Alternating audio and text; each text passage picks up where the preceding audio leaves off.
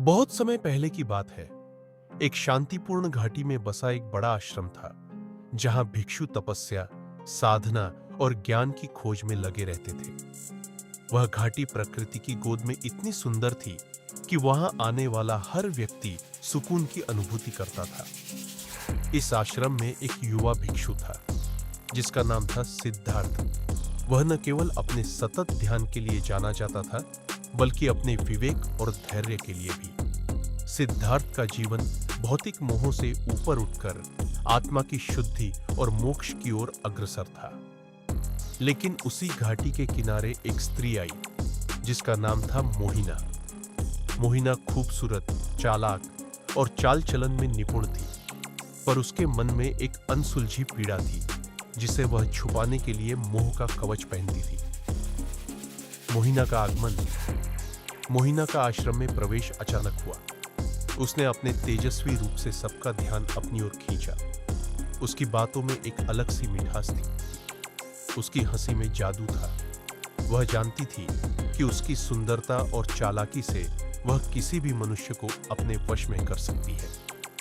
जब उसकी नजर पहली बार सिद्धार्थ पर पड़ी, तो उसके मन में एक नया विचार आया। उसे उस भिक्षु के भीतर की शांति और आत्मा की गहराई ने आकर्षित किया। मोहिना ने ठाना कि वह उस शांतचित्त भिक्षु को मोह की जंजीरों में बांध लेगी।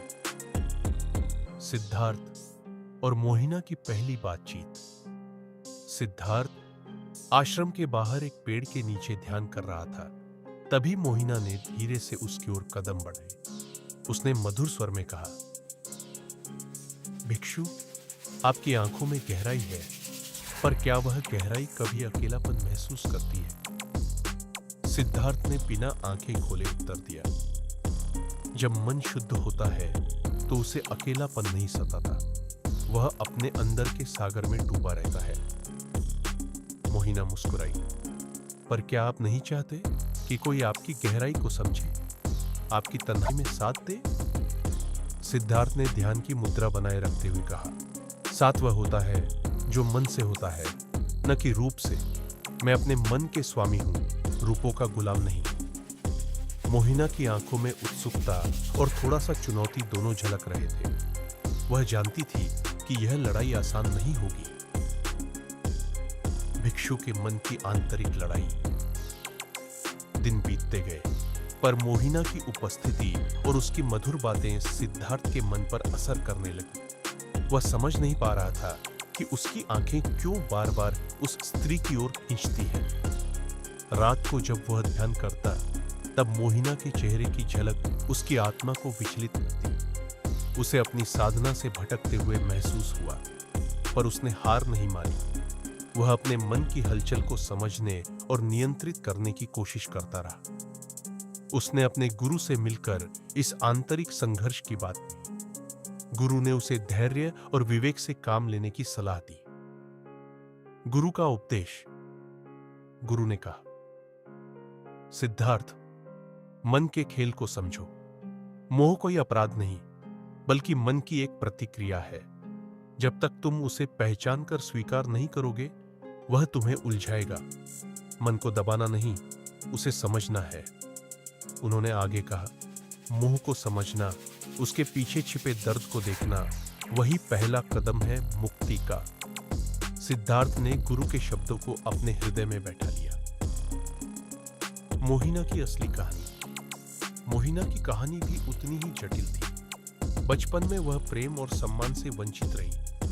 जीवन की कठोरता ने उसे कठोर और चालाक बना दिया था।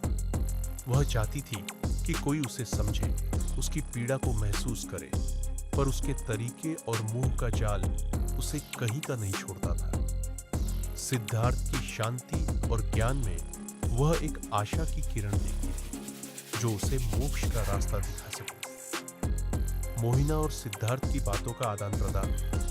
मोहिना ने एक दिन कहा, तुम्हारे शांति के बीच मुझे अपनी पीड़ा छुपानी पड़ती है। क्या तुम्हें कभी इस संसार की मोह माया का आलम नहीं छूता?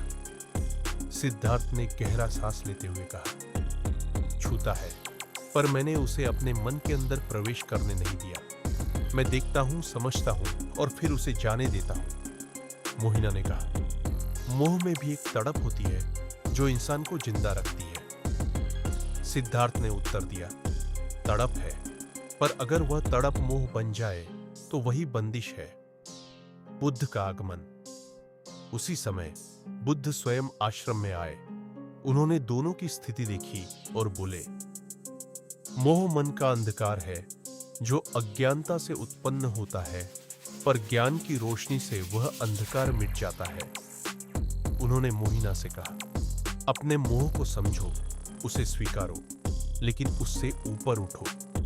मोह तुम्हें बांध सकता है, पर आत्मा की शक्ति तुम्हें मुक्त कर सकती है।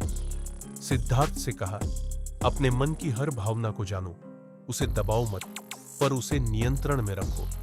यही सच्चा धर्म है। आंतरिक बदलाव। बुद्ध के उपदेशों के बाद सिद्धार्थ ने भी अपने मन की भावनाओं को गहराई से समझा। उसने जाना कि मोह को नकारना नहीं, उसे समझकर अपने ऊपर विजय पाना जरूरी है। निष्कर्ष। मोह से मुक्ति का मार्ग। यह कहानी हमें सिखाती है कि मोह जीवन का हिस्सा है, पर मोह के पीछे छिपे दर्द और तड़प को समझना और उसे स्वीकार करना ही असली मुक्ति का रास्ता है। जब हम अपने मन की गहराई को जानते हैं, तब हम मोह की जंजीरों को तोड़ पाते हैं और शांति, प्रेम तथा ज्ञान के मार्ग पर अग्रसर होते हैं।